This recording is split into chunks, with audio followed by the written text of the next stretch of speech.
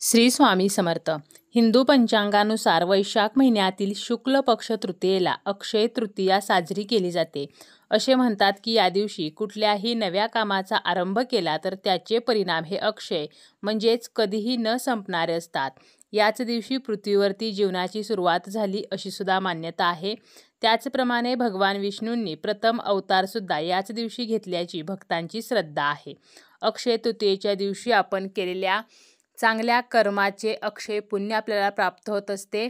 अक्षय म्हणजे कधीही न संपणारे. त्यामुळे आपण या दिवशी ज्या काही चांगल्या गोष्टी करतो किंवा जी काही सत्कर्मे करतो तर त्याचे अक्षय असे फळ जे आहे तर ते आपल्याला भेटत असते.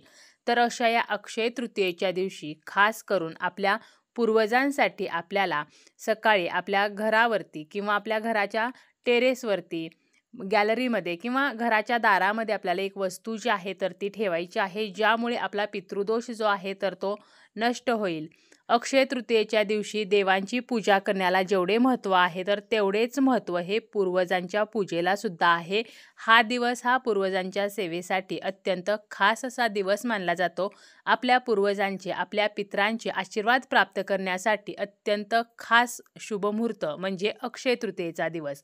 तर आपल्याला काय करायचं आहे, ही वस्तू जी आहे तर ती ठेवायची आहे. आता ही वस्तू आपण कशा प्रकारे ठेवायची आहे, कोणी ठेवायची आहे, तर याची संपूर्ण माहिती आपण या व्हिडिओमध्ये पाहणार आहोत.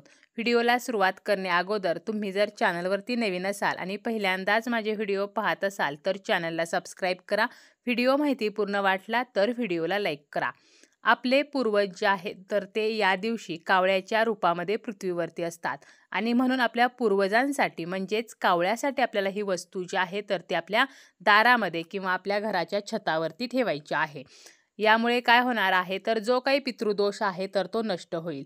आता आपले पितर म्हणजे पूर्वज आणि एखाद्या व्यक्तीच्या मृत्यूनंतर त्यांचे अंतिम संस्कार, अंतिम विधी व्यवस्थित केले गेले नसतील किंवा एखाद्या व्यक्तीचा अकाली मृत्यू झाला तर त्या व्यक्तीशी संबंधित कुटुंबाला पितृदोषाचा सामना करावा लागत असतो आणि पितृदोष जो आहे तर तो एका पिढीचा नसतो तर तो पिढ्यानपिढ्या चालू असतो. आता हा पितृदोष जो आहे तर तो कसा ओळखावा, की आपल्याला पितृदोष आहे आणि आपण हा उपाय करायला हवा. तर पितृदोषामुळे आपल्या आयुष्यामध्ये खूप अडचणी येतात, संकट येतात, मानसिक ताणतणाव निर्माण होतो. त्याचप्रमाणे आपल्या कुटुंबातील ज्या व्यक्ती आहेत तर त्यांचे एकमेकांशी पटत नाही, मतभेद निर्माण होतात, घरामध्ये सततचे आजारपण असते, सतत कलह, किरकिरी तर या गोष्टी असतात. तसेच आपल्या घरातील मुलांचे विवाह लवकर होत नाहीत, संतती प्राप्तीसाठी अडचण येतात, आपल्या घरातील जी जोडपी आहेत तर त्यांना अपत्य प्राप्ती लवकर होत नाही, वैवाहिक सुख जे आहे तर ते मिळत नाही, आरोग्याच्या समस्या असतात किंवा उद्योग व्यवसाय असेल तर त्यामध्ये फायदा होत नाही, नोकरी असेल तर नोकरीमध्ये सुद्धा आपल्याला प्रमोशन मिळत नाही किंवा हवा तसा पगार नसतो, घरामध्ये पैसा टिकत नाही. तर अशा एक ना अनेक समस्या आहेत की ज्यामुळे आपल्या घराला पितृदोष जो आहे तर तो लागलेला असू शकतो आणि म्हणून आपल्याला काय करायचं आहे तर ही वस्तू जी आहे तर ती आपल्या पूर्वजांसाठी म्हणजेच कावळ्यासाठी ठेवायची आहे. आता आपल्याला काय करायचं आहे तर या दिवशी सकाळी लवकर उठायचं आहे. त्यानंतर आपलं स्नान वगैरे आटोपायचं आहे. स्नान आटोपून आपल्याला आपल्या घराचा जो उंबरठा आहे तर तो स्वच्छ करायचा आहे आणि उंबरट्यावरती पाणी शिंपडायचं आहे. आपल्या घराचा जो उंबरठा आहे तर हा उंबरठा म्हणजे आपल्या पितरांचे वास्तव्य या ठिकाणी असते, म्हणून हे पाणी शिंपडायचं. जेव्हा आपण पाणी शिंपडतो तेव्हा आपले पितर म्हणजे आपले पूर्वज हे पाणी ग्रहण करतात आणि तृप्त होतात आणि आपल्याला आशीर्वाद देतात. यामुळे सुद्धा पितृदोष जो आहे तर तो कमी होतो. यानंतर काय करायचं, एक छोटी प्लेट घ्यायची, त्यामध्ये थोडेसे तांदूळ घ्यायचे आणि मातीचा एक दिवा आपल्याला या तांदळावरती ठेवायचा आहे. त्या दिव्यामध्ये जोडवात घालायची आहे आणि तिळाचं तेल घालायचं आहे. तिळाचं तेल नसेल तर रेग्युलर आपण जे तेल वापरतो ते घालायचं. त्यामध्ये थोडेसे काळे तीळ जे आहेत तर ते आपल्याला टाकायचे आहेत आणि हा दिवा आपल्या घराची जी दक्षिण भिंत आहे तर या दक्षिण भिंतीजवळ आपल्याला प्रज्वलित करायचं आहे. यानंतर या दिव्याला हळदी, कुंकू, अक्षता, फूल अर्पण करायचं आहे. दिवा आपला ठेवताना दिव्याची वात जी आहे तर ती दक्षिणेला करायची आहे. इतर कोणत्याही दिव्याची वात आपण दक्षिणेला करत नाही, परंतु जो दिवा आपण पितरांच्या नावाने लावतो, पितरांसाठी लावतो तर त्याची वात जी आहे तर ती मात्र आपल्याला दक्षिणेला करायची असते. आपण पंती जरी मातीची वापरली तरी सुद्धा चालेल. तर असा दिवा आपल्याला लावल्यानंतर आपल्या पितरांचं स्मरण करायचं आहे आणि ओम पितृदेवताय नमः तर हा मंत्र 108 वेळेला म्हणायचा आहे. पितृअष्टक म्हणायचं आहे, पितृस्तोत्र म्हणायचं आहे, पितृकवच जे आहे तर याचं सुद्धा पठण करायचं आहे. आता हे सर्व करणे शक्य नसेल तर किमान 108 वेळेला ओम पितृदेवताय नमः तर हा मंत्र म्हणायचा आहे. पितरांना सद्गती मिळावी म्हणून प्रार्थना करायची आहे.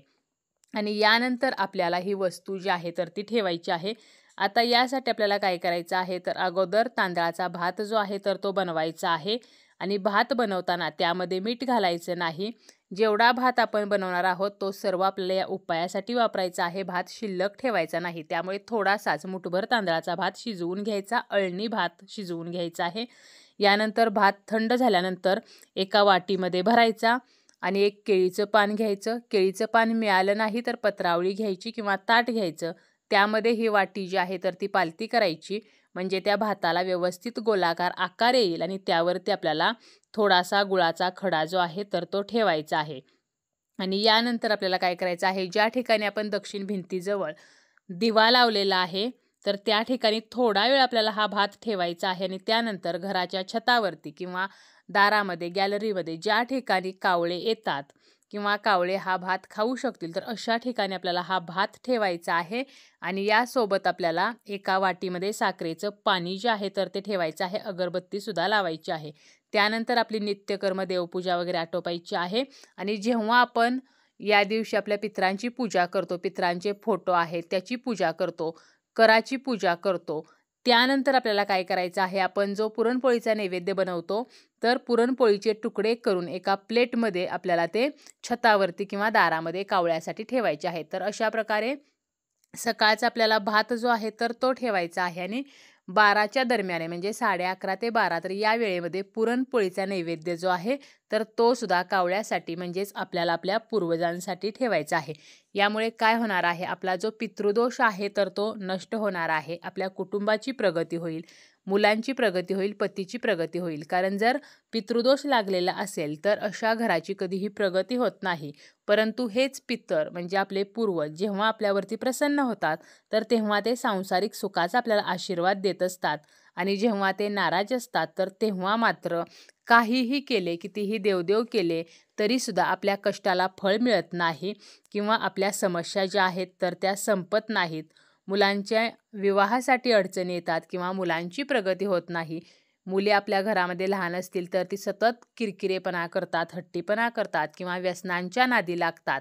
आणि म्हणून खास अक्षय तृतीयेच्या दिवशी जो दिवस वर्षातून फक्त एकदा येतो तर या दिवशी आपल्याला हा उपाय करणे चुकवायचे नाही. आवर्जून म्हणजे आवर्जून काहीही इतर गोष्टी केल्या नाहीत तरी चालतील, परंतु हा उपाय जो आहे तर तो करायचा आहे. अगदी साधा, सोपा आणि प्रत्येकाला करता येईल तर असा उपाय आहे. आपल्या घरातील जो कर्ता पुरुष आहे, जो व्यक्ती कराची पूजा करतो तर शक्यतो त्याच व्यक्तीने हा उपाय जो आहे तर तो करायचा आहे.